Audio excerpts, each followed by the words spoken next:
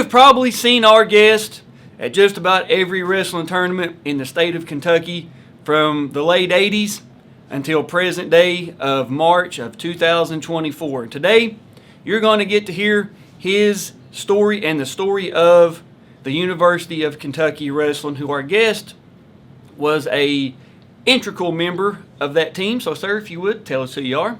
My name's Garrett Headley. Wrestled at Kentucky in 1973 and through the 1977-78 season. And part of this video is we're going to give some accurate information about the University of Kentucky wrestling program. Most people don't even know that University of Kentucky had a wrestling program, and information on the interwebs, the Google machines, just aren't accurate. They're not complete, and we've been able to dig. We have a SEC champion. Mr. Headley is a SEC champion. We'll call me Garrett, Alex. Garrett, we'll go with Garrett. Just, you know, it's hard to be in a coach. Coach, back up, coach. No, I'm kidding. He knows I'm kidding. He knows I'm kidding. But so, Garrett, walk us through way back when. How do you get into wrestling? What is the spark that's like, man, I got to be a part of this? Well, it was, I give credit to my brother, Doug, who was 11 months younger than I am. I've got 3 brothers. Okay. They all wrestled, Doug in particular, but I was playing basketball in the 7th and 8th grade, and he was going to wrestling practice, and being the size that I was, about 5'5", I knew that my future was in basketball. And he'd come home from wrestling every night, and we'd move the furniture around in the living room, and he'd show me what he learned, and that's how I started, and got to love it, and transferred from being a basketball player to a wrestler. And you're from Pennsylvania, correct? Erie, Pennsylvania. Erie, Pennsylvania? District 10. District 10. Hey, that's, you know, it's great that we can still. You know, is Pennsylvania wrestling like Kentucky, where you have like, is it districts, regions, is it regions, conference? How's Pennsylvania structured? Well, when it's structured like that. Okay. When I was competing, though, you had to win that tournament to go to the next tournament. Oh, okay. And there was no divisions; it was all one class. Oh. So back in the 70s, if you didn't win the first one would have been the district tournament. Mm-hmm. Oh, let's see. It was a sectional tournament. If Okay. you didn't win the sectional, your season was done. Then you go to district. If you didn't win the district, your season was done. Then you went to the regional. If you didn't win the regional, you didn't go to the state tournament. Oh my goodness! And how many, like, from each weight class? 16-man bracket or 8? Or? Initially it was maybe 16, but then it went down to about 8, I believe. That's some pretty competitive. That I can only imagine that was tough. How competitive it was. So you are in Erie, Pennsylvania, and the connection, most people, I guess, if they know you or know the area of Lexington, is you're from the area where the Carrs are from. Joe correct. Carr, Fletcher Carr, Nate Carr, Jimmy, all those guys up there. And do they, like, kind of give you the wink and the nod, hey, we're coming to Kentucky, we want you to come with us, or do they recruit you? How does it go? I was signed to go to Slippery Rock. Okay.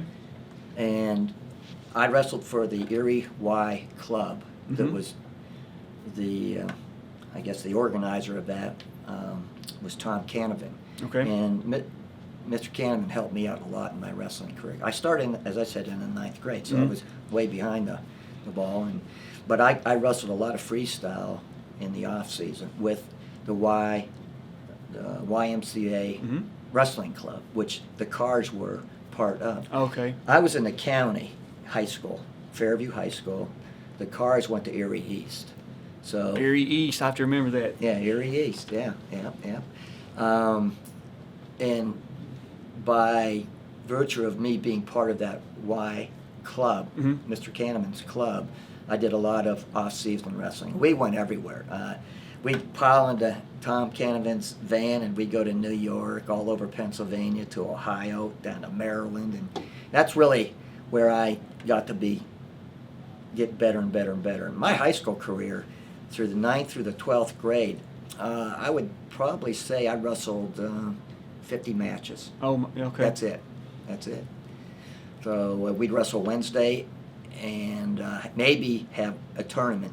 There were actually 2 tournaments. There was a holiday tournament over Christmas, but then you had your competing tournaments after the regular season. I got you.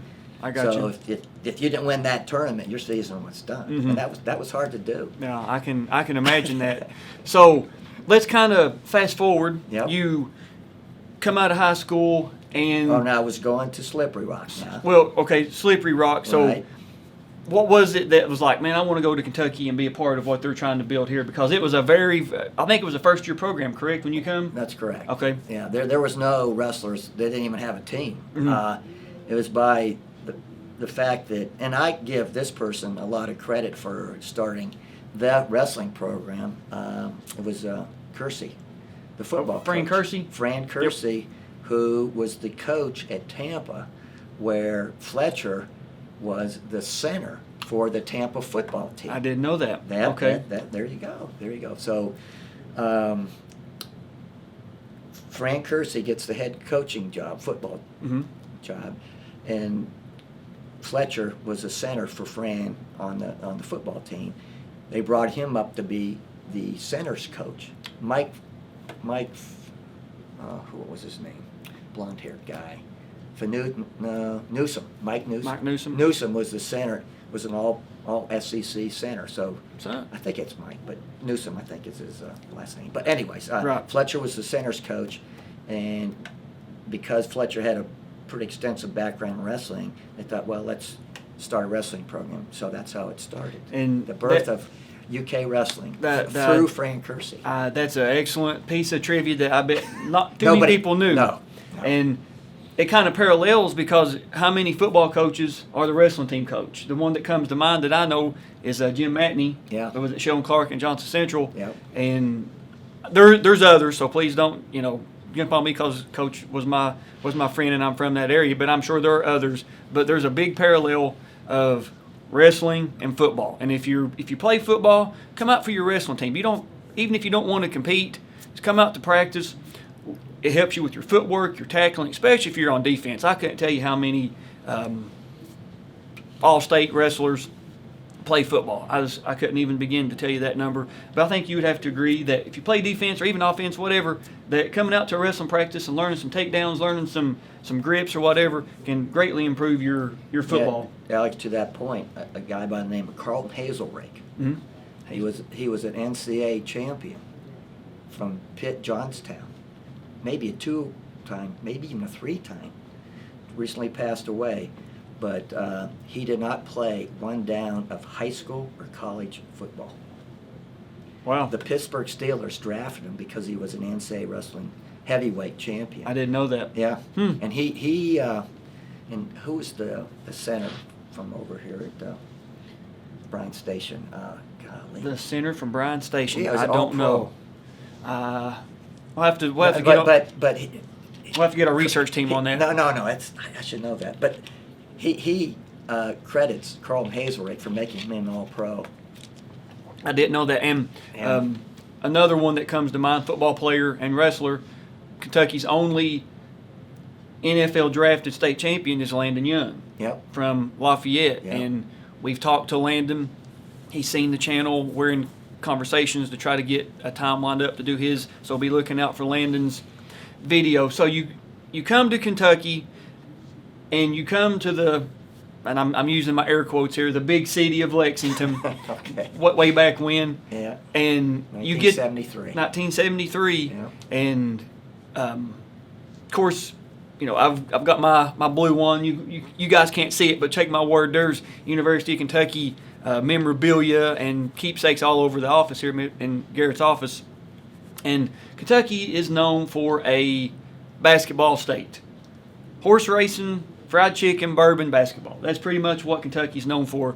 So when you guys, the first team gets there, does the car, Fletcher set you guys down and say, we're going to be a national power in wrestling, or what's the speech, the premise of bringing you to the program? That first season was basically me and then another wrestler out of Woodford County, Steve Hillock. Okay. And to this day, we're still very close and good friends. And the other part of that is the team was a makeup of some football players, Pat Donnelly, Mike Cassidy. I've heard the Mike Cassidy name before. Mike Cassidy is a legend in college football. Okay, that's probably where I heard it as from. a coach, Okay. primarily, and his sons play at a pretty high level too. Okay. So, I knew I recognized that name. yeah, so that we were, I wouldn't say a group of misfits, No, but we weren't very competitive, and I think we did win 7 matches. And we're going to start bringing up some I think we did. some programs and some information. But like we said in the first part of the video, there's a lot of inaccurate information. There's a lot of missing information in doing research for this. Of course, we all know Coach Joe Carr, Joe Sr., and there was a couple websites had him listed as Coach or Joe Kerr, Kerr instead of Joe Carr, and I was like, no, that's not accurate. So the pamphlets that you have, the books, the newspaper clippings, all that, we're going to get to it. And what do you have right there for us? Well, I'm just looking back. It started in 1973-74 season. Our record was 7-11. Our first match was against Georgetown. Georgetown College up the Right wow. up the road. Yeah, we lost 21-14.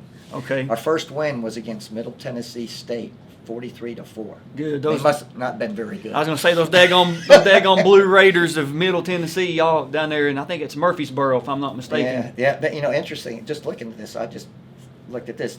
Our last match of the year was against Georgetown, the first team that we wrestled that year. We won 33-15. So we lost 21-24. We won the final match 33-15. That's Yeah, incredible. there you go. That's talk about history right there that nobody knew. Nope, I didn't know that. Well, that's so. You guys, your first year of the program, you kind of went through the record there, 7-11. If you compete in any Division I sport, no matter what it is, you've done something because it's such a commitment. It's such just a grind. You have to pretty much treat it like a job. That's what you do. Is you're a wrestler, you're a football player, you're a basketball, whatever it is. When the season ends and you have was Joe Sr. on that first team or no? No. Okay. No. When Because of the transfer rule. He Right. transferred from Ashland College up in Ohio. Okay. He had to sit out a year. okay, Then he came that next year. Well, then he was on the team the next year. okay, and that would have been, I guess, what the 73-74 season. 74-75. 74-75, and we're actually going to talk about that year Yeah. because that's when Kentucky wrestling really makes a splash Yeah. on the scene.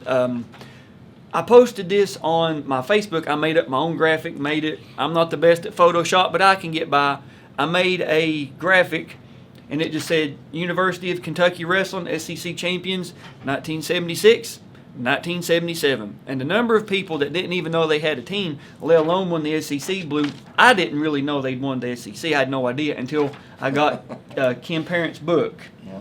at we done a Hopkinsville session, and he was there, and I went through and I took a photo of every single page. I posted the one of Joe and Fletcher on the horses at Kentucky Horse Park waving, or maybe been at Keeneland, one or the other. And I was like, oh my God, I can't believe Coach Carr's on a horse.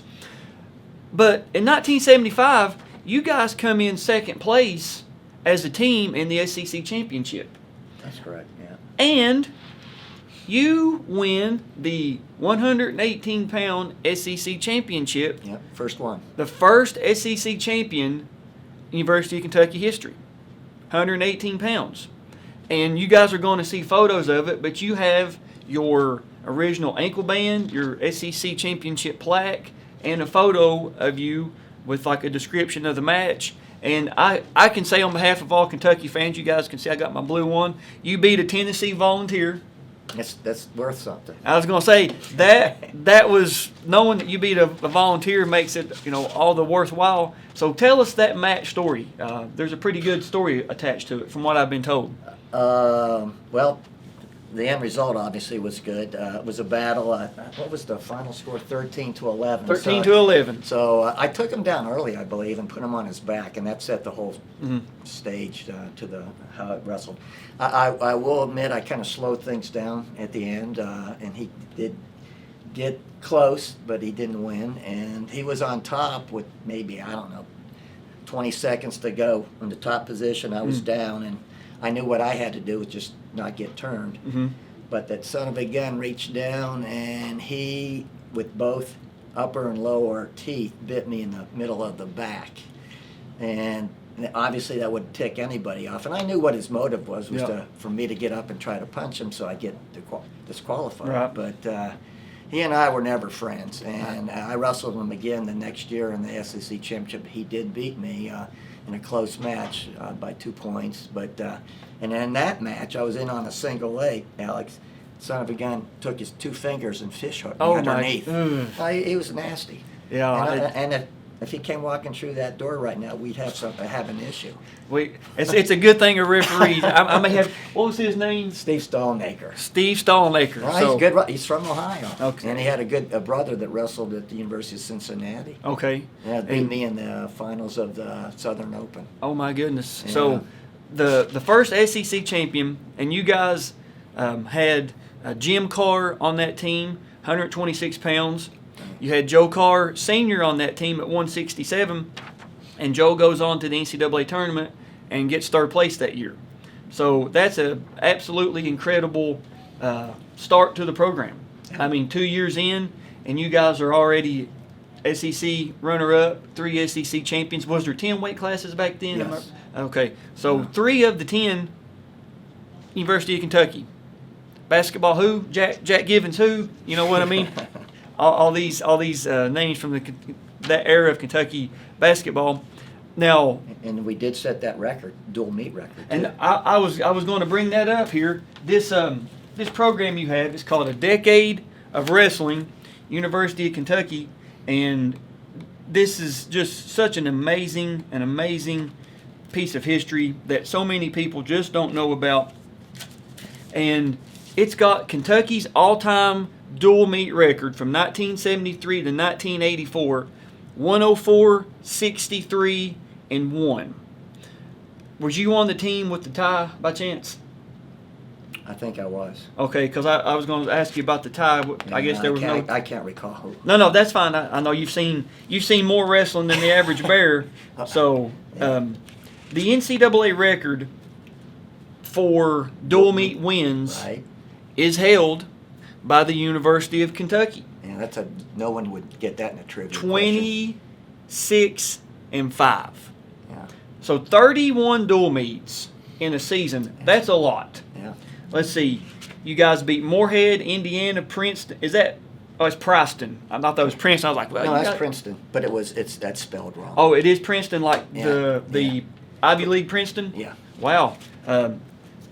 Franklin and Marshall, Auburn, Wright State, Olivet. Is that? Olivet. That was Olivet. That is the year that we traveled in the vans.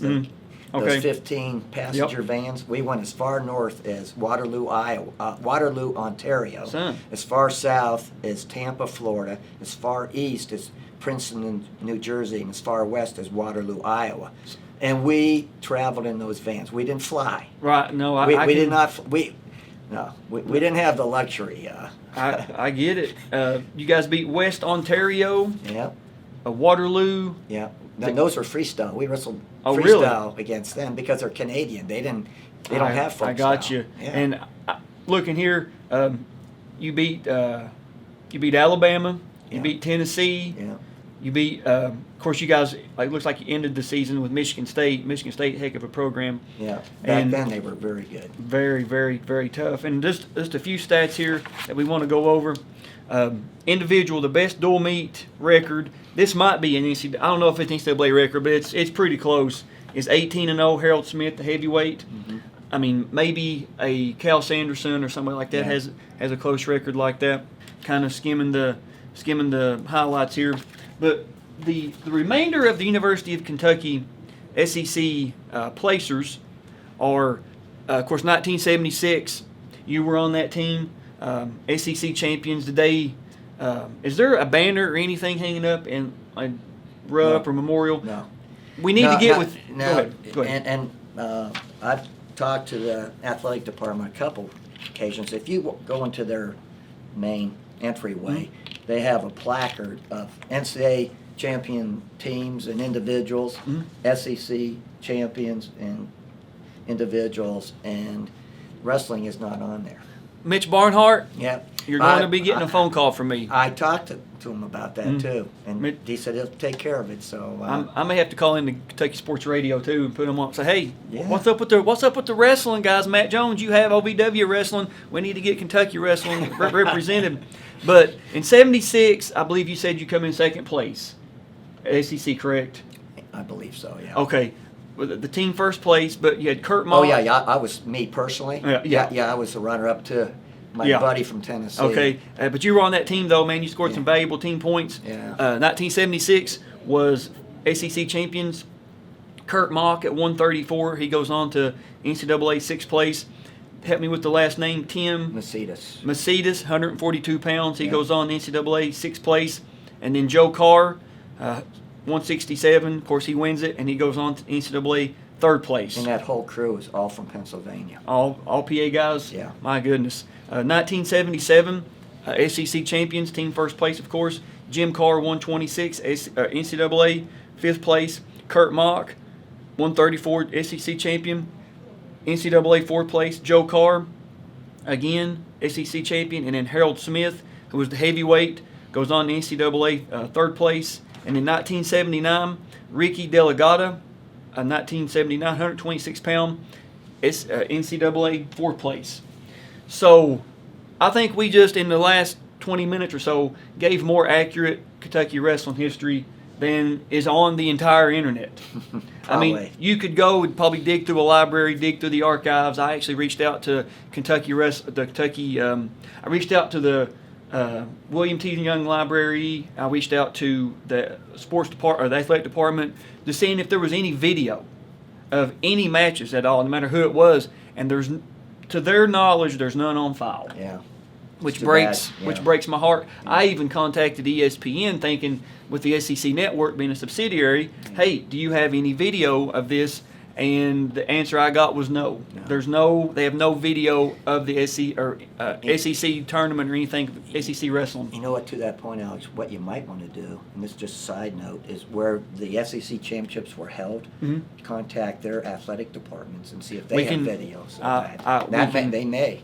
Yeah, absolutely. I'll contact every SEC athletic department and say, listen here, you know who I am? No, I'm kidding, but I am going to contact them and try to get, because just to have the historical documentation Yeah, of it. yeah. And the speaking of historical documentation, it's just, I mean, the articles that you have here, the rise and fall of SEC wrestling. I think the only currently, now when Oklahoma comes in, they'll have a team, but I think the only SEC team that has a wrestling is Missouri. That's correct. Missouri has it, and they compete in, is it Conference USA, or it's They're in the I think the Big 12. Big 12. Okay. Yeah.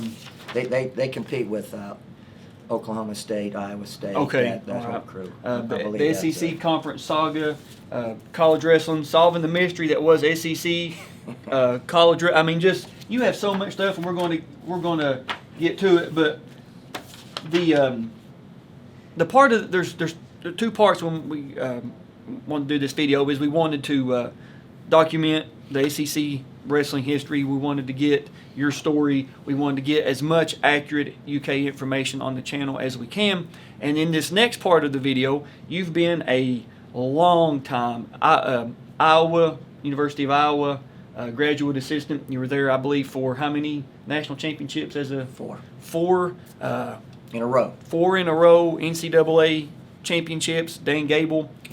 Jay Robinson. And just absolutely phenomenal knowledge. And so we're still gonna talk about Kentucky in a little bit, but we're going to now pick Garrett's brain about some coaching, and we know that the Kentucky, the high school, middle school, elementary school is the sport's growing, girls wrestling first year.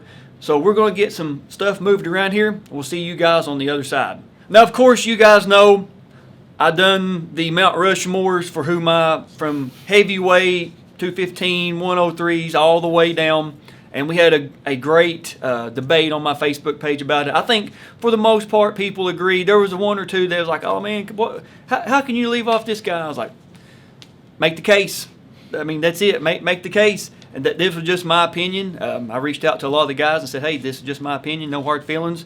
It's like, yeah, man, it's a good thing that so-and-so wasn't in school when I was in school. That'd be different. We got it. But the Lexington Herald leader, I don't know. Bruce Engel. Bruce Engel. It looks like this is 1983, March 25th, Friday, March 25th, 1983. I can say I was not born yet when this list came out. So, but this is a great article, and it was Bruce Engel, correct? Correct. That wrote this, and it is University of Kentucky's all-time starting varsity roster for a dual meet, or I guess just the 10 weight classes.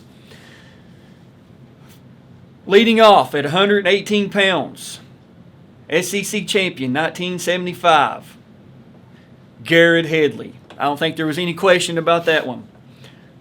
126, SEC champion 1975 and 1977, All-American, Olympian while in high school, Jimmy Carr. Yeah, he was 17 years old when he was on the Olympic team. That is Is he the youngest Olympic wrestler? Is that correct? I believe so. Okay, because I think that either Joe or JoJo told me that. Yeah.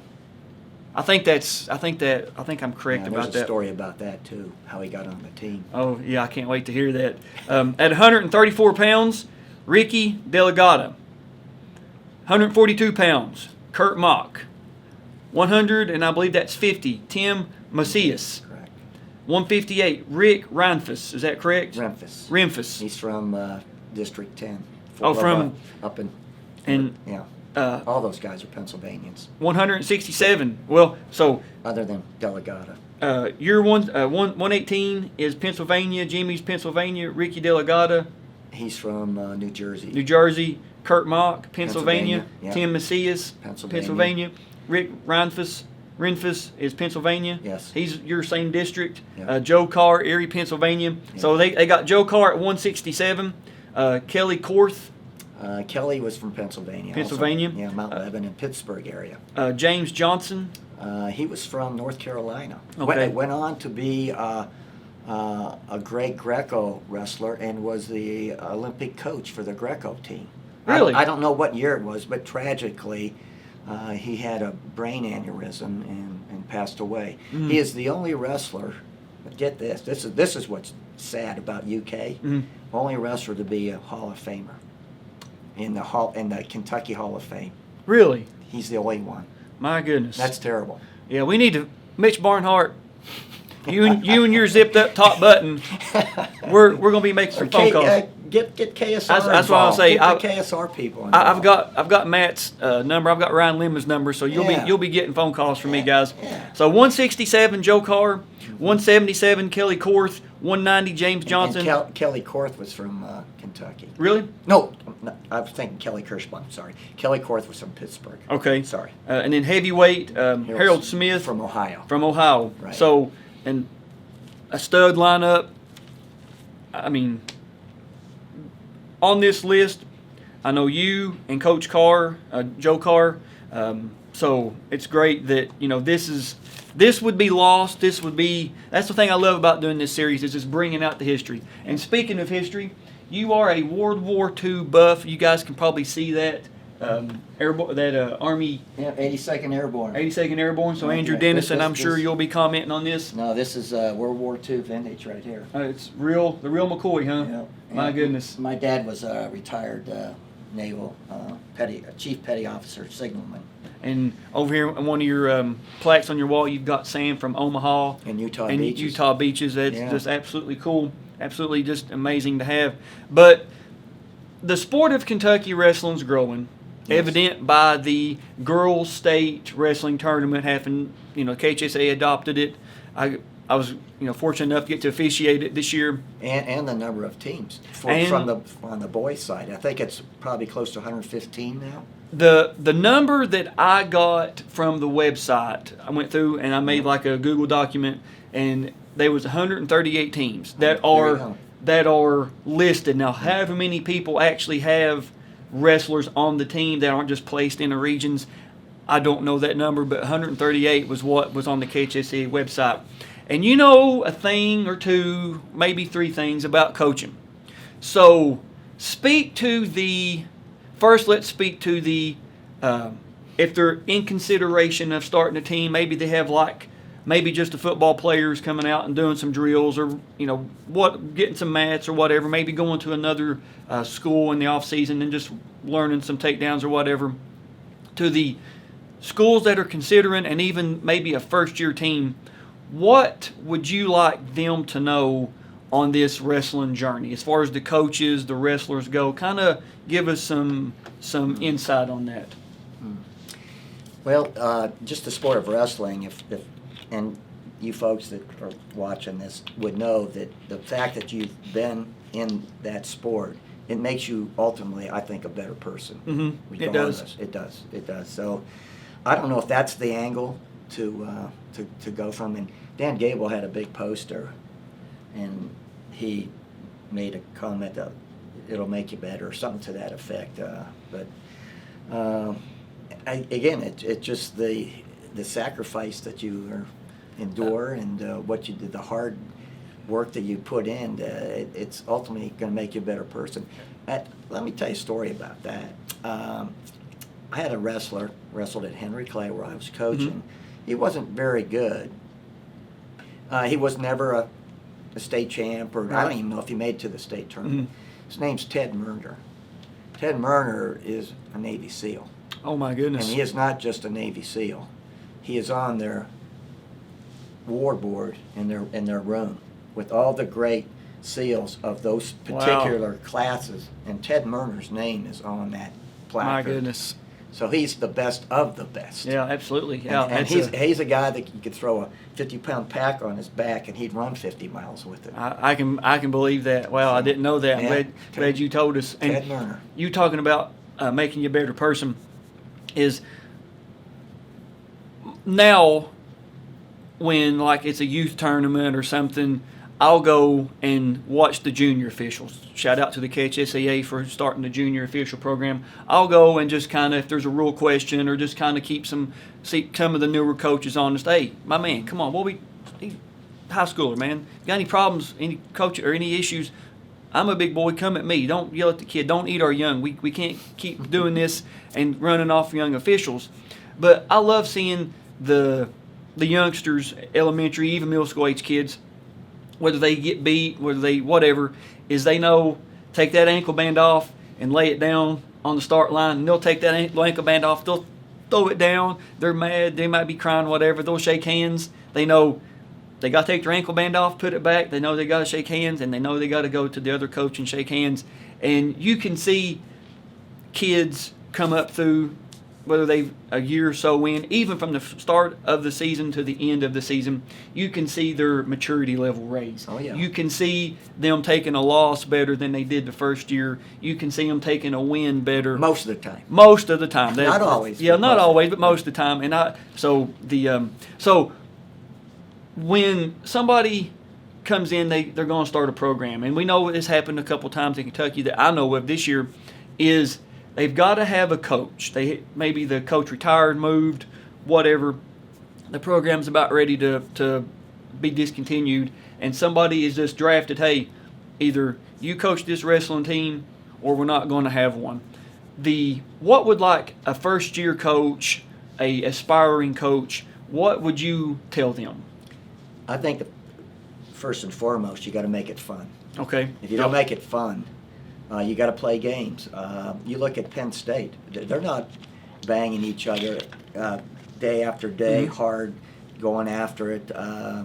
They play games. They make it fun, and the sport's tough enough. Yeah. When you have a continuous grind day after day after day, saying things over and over, that gets monotonous, and It does. it wears people down physically and mentally. So you got to be creative in it too. So different things you can do. But And that's such incorporation a of the games, I think, is that's such a important. great piece of advice because, like with high school football, Friday nights, everybody knows, all right, the community's going to come together. They're going to watch. They got the big intro, the fireworks. Basketball, they have a couple games a week. The student body comes out. For the most part, wrestling is hid in a gym on Saturday or maybe in an auxiliary gym for like a dual meet or whatever. You can't knock basketball out of getting the main gym if you have more than one gym, or you got a schedule around the basketball schedule. And the wrestlers really don't get that much student interaction whenever they come, like whenever meets are happening. They might come and watch, they might show up for a little bit, watch a little bit, be too cool for school, duck out. But making it fun and having, I think, just from me, is make it a production. Give both teams like that dopamine release, whether you use like music, lights. If you have like a video board, get like a video board production going. Get their, like they do at the state tournament, get like a photo. Now wrestling 106 pounds.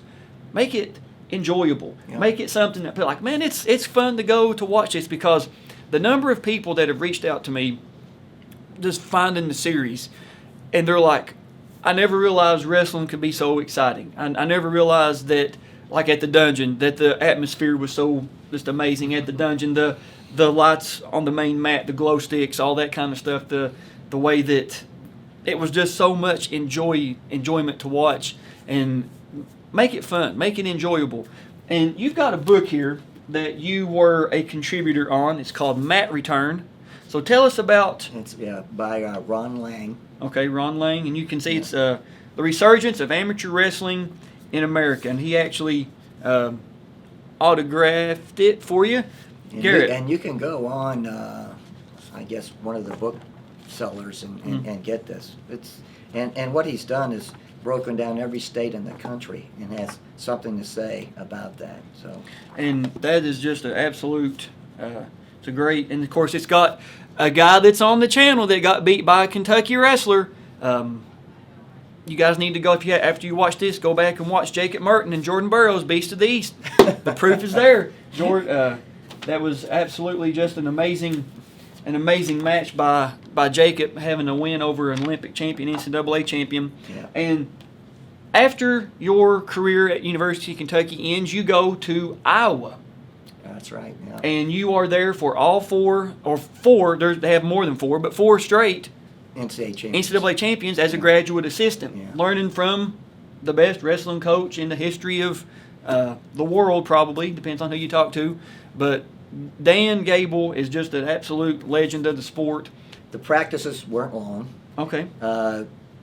We go in, we'd wear black shorts and cotton gray shirt. Mm-hmm. That's all he let people wear. They didn't wear all this extra gear and things. That was done after practice. I got you. So, but, and you would have a partner, everybody sitting on the side and saying, I'm going with Joe or Jim today and this and that. And you would stay with that workout partner the entire practice, which was about an hour and a half. That's cool, man. Yeah, and we wrestled a lot. There were some technique sessions, but everybody in that wrestling room already knew what they could do. I got you. It was just a refinement of what they knew how to do. And that was done by Gable and Jay Robinson. Chuck Yagle became an assistant coach over time when I was there. And this is actually signed by Dan Gable. You guys can see that there. That's cool. That's cool that you got that. And he treated me, the coaching staff, the wrestlers treated me like I was one of the athletes there. And which I did. I wrestled on the Hawkeye Wrestling Club. That's what I was going to say. Yeah. You've got a... that's my warm-up right there. Hawkeyes Wrestling Club warm-up, and it's got the pants and the shirt. Jacket. Jacket. Jacket. I'm sorry. The pants and the jacket of it, and it's on the back of the chair here. And So you come back to Kentucky what year? Let's see here. My wife and I got married in 82. 82. 82, and it was that spring of 1982. Mm-hmm. Wait a second. Yeah, that's right. Yeah. Okay. Yeah. If I'm gonna say if he's wrong, we'll cut it out. We'll edit it that way he don't get in trouble. No. That's correct. No. 82. Okay. And so when you come back, do you start helping like a school right away? Does Henry Clay reach out to you? It was interesting how I got started. I had no aspirations to be a wrestling coach. Obviously, if the opportunity presented itself, I would like to. Right. But I didn't go out and pursue being a wrestling coach. Over at the University of Kentucky, which one of the former teachers called me, said I was still on scholarship because I'd go over and work out after I got done with my real job. Right. And I got to know a guy over there, David Greathouse was his name. Okay. Yep. And his sons wrestled, David Jr. and Buzz, who I call Buzz Greathouse, but he was from West Virginia. Ken Cherito's hometown, Right. if that name rings a bell. Oh yeah. So, but it was through David Greathouse, who his two sons went to Henry Clay, said, "Hey, you need to come over and help Norm Powell, who was the head coach there." Yep. And Norm just said, "Hey, come on in, let's get you on the staff," which I did, and that's history. The rest is history. Yeah. And I believe Norm was Dominic's coach, right? Yeah. Okay. Yeah. Dominic won a state title in 1987. That's Yep. the year that my son was born. He was actually at the state tournament that Dominic won the state championship. Of course, Dominic's video is on the channel. Just an absolutely phenomenal story, NCAA All-American. And I kind of timestamp for me like Dominic's 87 run. That for some reason, I don't know why, it's just like a timestamp of like before Dominic and after Dominic, because it seems like wrestling, and I'm not saying the wrestling wasn't good in before, but it just seems like for me having the video that from 88 forward, the wrestling in Kentucky just started to get better. You can see a gradual, it's gotten better. a gradual progression of, instead of a couple teams just knowing like a half, a sit out, and something else, and other kids are out there just kind of rolling. Is like you watch Dominic, just takedown, cut, and then you can start seeing other rolls into the 90s. But we did that for a reason, because his opponent in the finals had a tremendous cradle, and we didn't want him. He was from Hopkinsville. I forget his name, but we didn't want him. And we knew Dominic could take him down, but we didn't want him to ever be on top. So Roger Holloway. Is that what it was? Yep, that was Roger Holloway. Okay. He won. You would know that. Yeah, he won it in '86 on one of Hopkinsville's state championship teams. But when you take the program over, and you had some Henry Clay, you took the Blue Devil program over. Well, I was incorporated into it. Okay, well, I never took it over. Well, that was Norm Powell. Let me say that again. When you became the head coach, I was never the head coach. To this day, I've never been a head coach, and I don't want to be a head coach. Okay, see, I didn't know that either. I always thought you were the head coach at Henry Clay. So I didn't know that. No. You learned something. Too much administration. I was right now years old when I learned, because I always thought you were the head coach at Henry Clay. No. Okay, fair enough. So, but at your time at Henry Clay, you've had some phenomenal. You had Tony Conde on the channel, Tim Lawson on the channel. There's several other Henry Clay state champions from the 90s we just haven't got up with yet. Even into the 2000s, your Luke Metzgers, your Matt Zars, and just a phenomenal. Just a phenomenal lineage, phenomenal legacy there at Henry Clay that you were a part of. So I got a shout out to the Carmens too. Yeah, that's right, Dan Carmen. Dan and his brother. We've actually talked to Dan. We're going to be getting up with them and doing theirs. Yeah, I don't want to leave anybody, but those are just people that have come to mind because we've either talked to them or we have already done their. And Drew Carmen. Yeah, Drew Carmen. Yeah. So in your experience, collegiate wrestling, grad assistant, Iowa, years and years and years of high school coaching, I don't want to say head coach because I want to be correct when I say that, is when you walk into a mat room on October 15th and you see somebody that you think, okay, this person can place this year, this person can be a state champion. What is it that you see in that person that you're like, this person can be wrestling under the lights for the state championship this year? Well, that happened to two of our kids at Great Crossing. Yeah. Our 106-pounder and 132-pounder. They just came out of nowhere. But we knew that they had a shot at being on the podium, and it did work out that way. What I guess what people can have what is it that you see in somebody that you know, okay, this person has what it takes. That way they can kind of get like a idea, okay, I don't see this in myself. I can get there. I just don't know exactly what I'm looking for. Okay. So you're asking me what are the elements, key elements Yes. to be a competitive Yes. wrestler? Not in any specific order. You got to be strong. You got to be quick. And then this day and age, you got to have a good gyro, because they're going up under ankles, under arms, and things like that. You got to know where you are in space, if that makes sense. So, speed, technique, strength, and the gyro, and just good reaction time too, and be smart. Wrestling's like a chess match. It is, folks. It really is. 3-time state champion that we have on the channel, Pat March from Connor. Yeah. Pat's a great guy. Actually, his just a little side story here is that we got his 1988 video from Dave Barnes, and I have Pat doesn't have Facebook, but his wife does, and she added me after we posted his first video that we done, and I was like, we've got to do Pat's video. He's got to do his 88 video, and she basically set him down on the front porch, hit Zoom, and just gave him the phone and said, here, Alex is on Zoom. And that's how we done it. He was like, I'm doing what?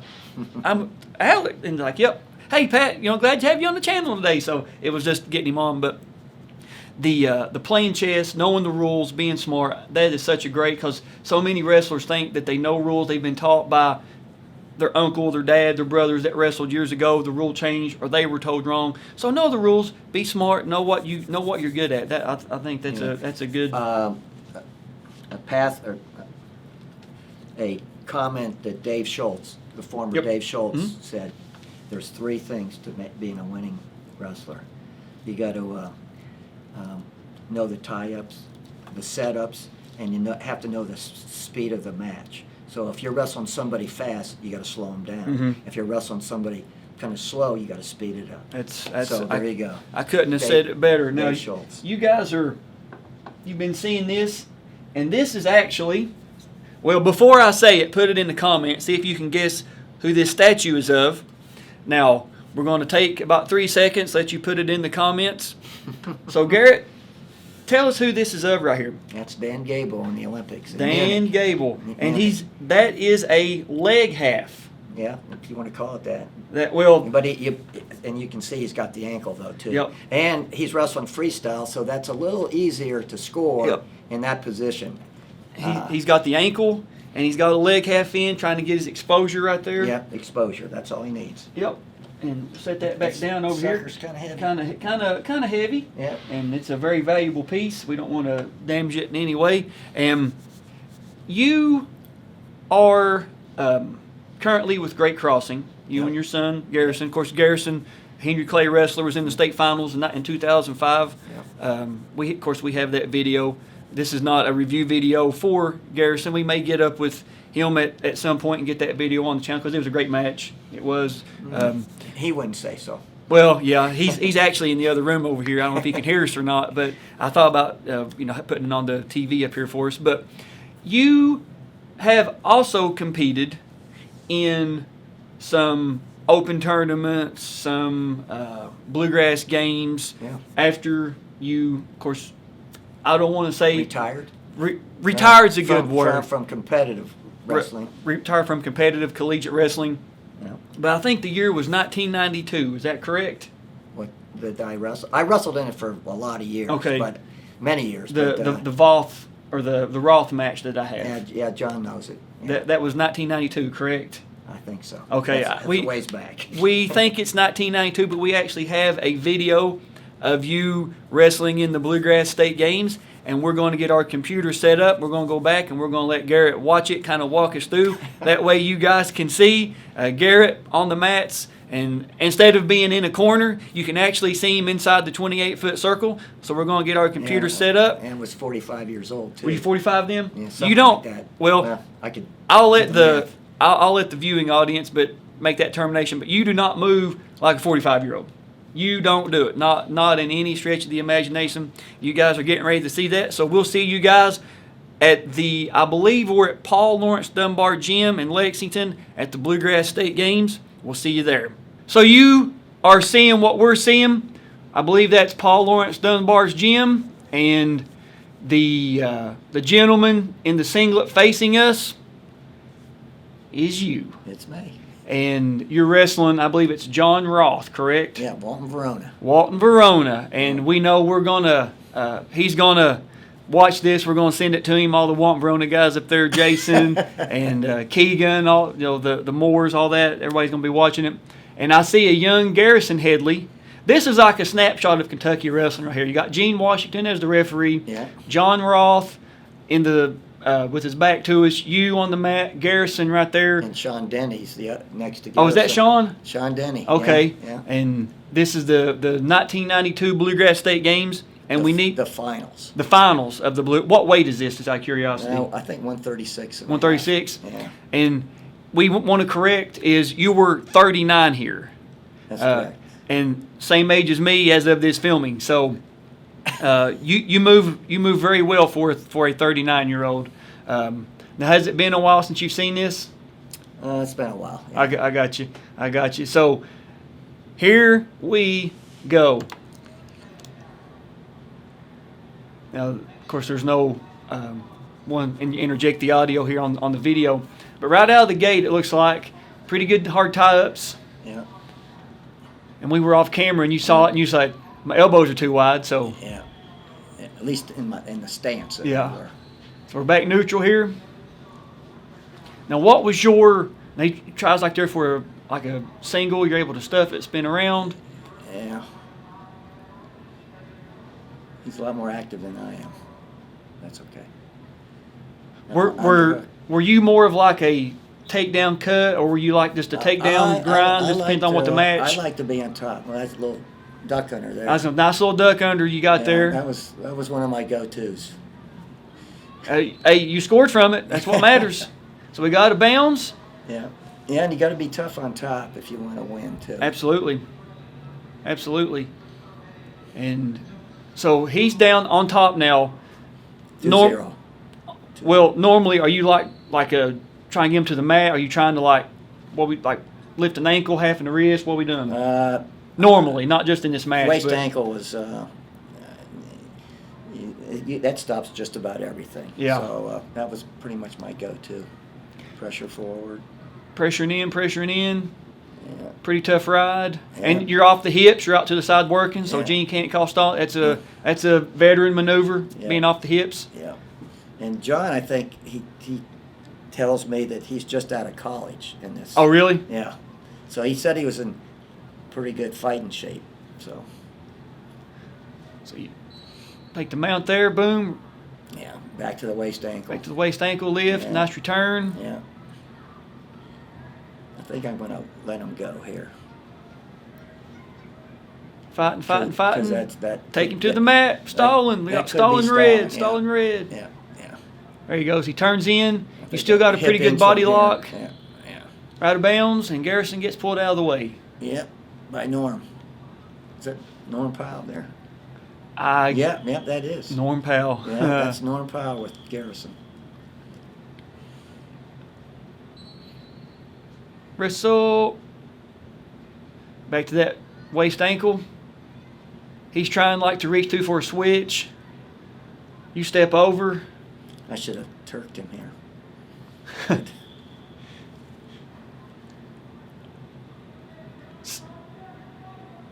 There it is. He gets to his feet.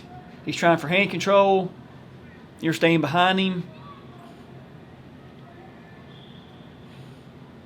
Drop down to a single. Yeah, I should have come up across the shoulder. I believe that was the end of the period. Yeah. This is after.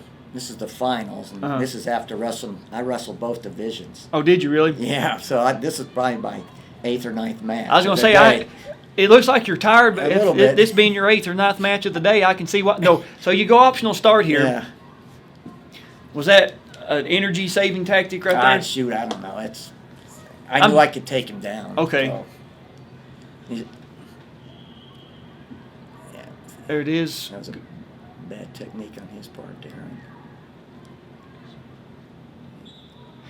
You've been able to defend him really well. Yeah. I'll tell you that. That's all about the hands. Mm-hmm. You got to have good hands in this sport, and to attack and defend. Mm-hmm. Absolutely.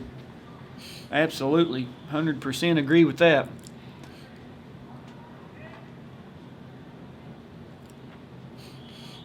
Old Gene Washington. Old Gene. Wow. Old Gene.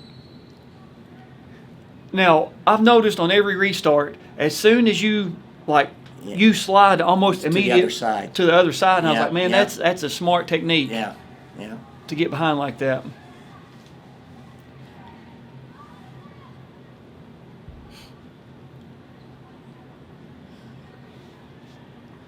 I don't know if I could do 8 or 9 matches in a day. I could probably do 2 or 3 if I get some really quick pins at my age, at 39.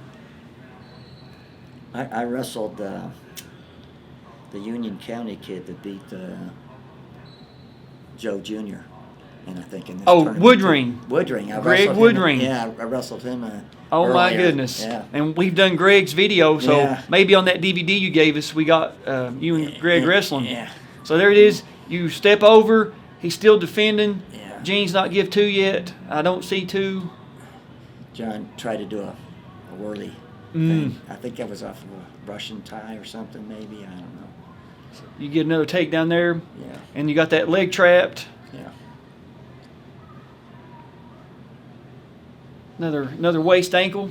Yeah. And you're going back to your bread and butter. Yeah, it works. It's effective, and you've seen, what you've been able to do, especially with John coming right out of college.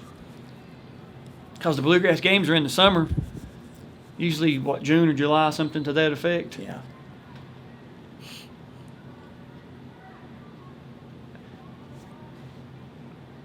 Trying for a switch there on his part.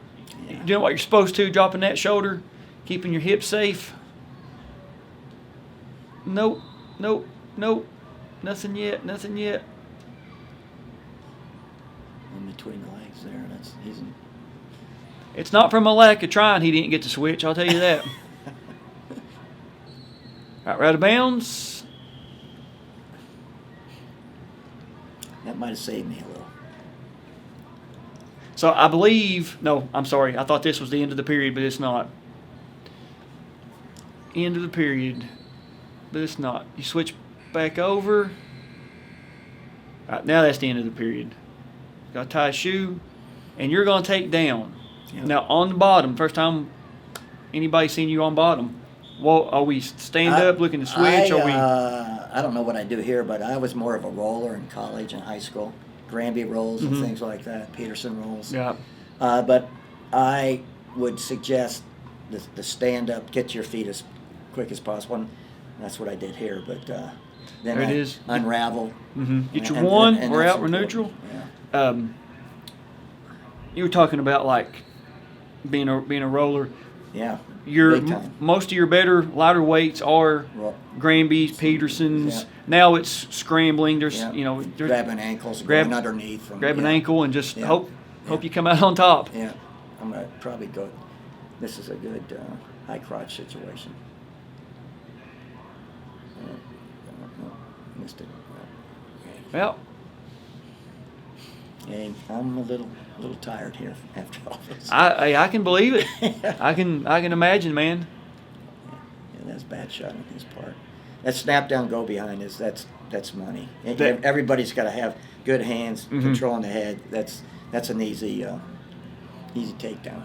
Yeah, and that's something people new to the sport don't understand. Yeah. Is whenever you get that snap and you're pulling down, it's not a penalty if their head goes into the mat. That's part of wrestling. No. If you get caught underneath, somebody knows what they're doing. Your head's going to be bounced off the mat.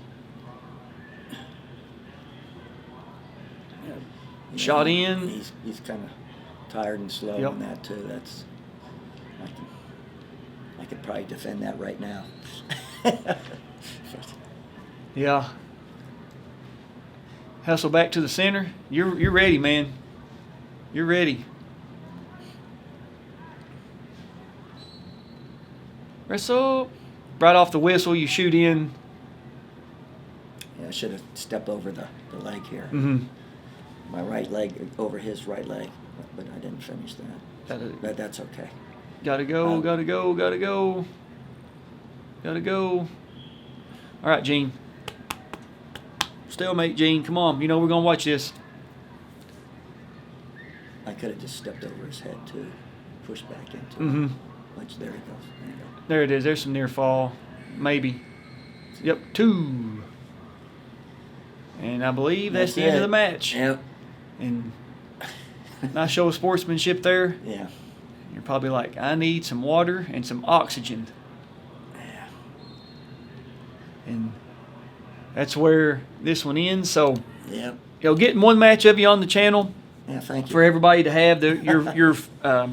Your former wrestlers, people that know you, people that seen you around forever. And, we like to give everybody opportunity before we end videos to, say whatever they'd like, give some thank yous or whatever they feel like. If they won't say nothing, that's cool too. But before we end this one, do you have anything you'd like to say or add to wrap this one up? Well, first and foremost, Norm Powell was in the corner there with my son, and just want, Norm, over the years, we've had a tremendous relationship, and I want to thank you, Norm, for letting me come through that door and coach Henry Clay back when I did. And Right. Without that, I wouldn't be sitting here doing this, probably. Yeah. So, thank you, Norm Powell.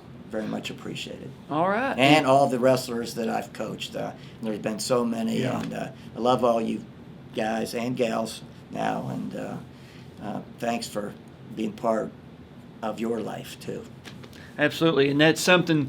A great way to end is so many wrestling coaches, whether it's men or women that are in elementary, youth, and middle school, high school now, that are just so positive of a figure in the youngsters' lives. Yeah, and I want to say one more thing too. My brother Doug, without him, I wouldn't be sitting here talking to you today, and that happened back in the '70s. But we moved that furniture around, like I said, and without his influence, I would have never been a basketball player and a failure in that too. Well, and it's great to have family that's in the sport because and my wife too. My wife Becky.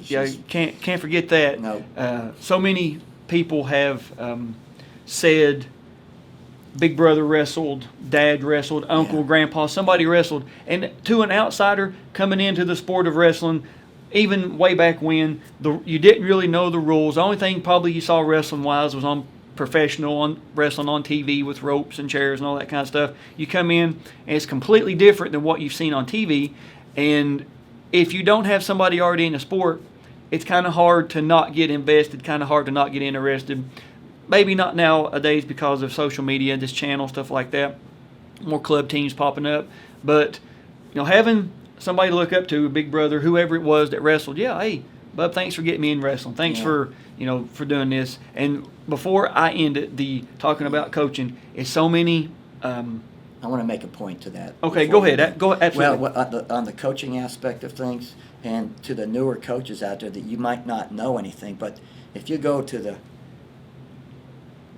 your computer and Google wrestling, you're going to see a plethora of wrestling technique and how to coach it, really. Yeah. So I would encourage you to get on the internet and do some research in that area. And that is something that we love about this channel. The rule series that we did is just being a voice, being a face for not just Kentucky wrestling, Kentucky especially because that's where we're from, but just being a voice for wrestling in general, is that we're not going to be hid in gyms anymore. We're not going to be hid, behind second fiddle, third fiddle to whatever sport is. As long as I'm involved, we're going to be, as it stands right now, we're the most viewed, the most liked, shared high school wrestling sport on YouTube. Oh, really? I didn't know that. The channel, if you look at the analytics, Wow. right now, our review series is the only high school sport on YouTube that has the followers? The collection Viewers? of information that we have, the watch time, the analytics, it all prove it. And I'll be more than happy to let anybody see it. That Kentucky Wrestling, we are king of high school sports on YouTube. And that's saying something. And it's because of gentlemen like Garrett and stories he's been able to tell and just the history we've been able to bring out. So thank you for having me down at your beautiful office. Now, I want to say you guys are going to see a photo here.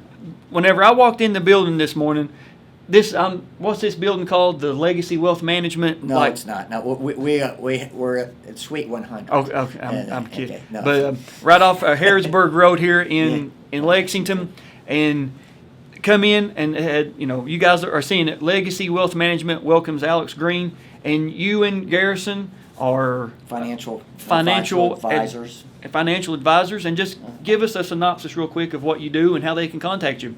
Well, what we do is take people's hard-earned money and make it work for them, and through some analytics and things that we do, we help them. And what's important is, as my dad always say, he feared outliving his money, and we're there to grow your money.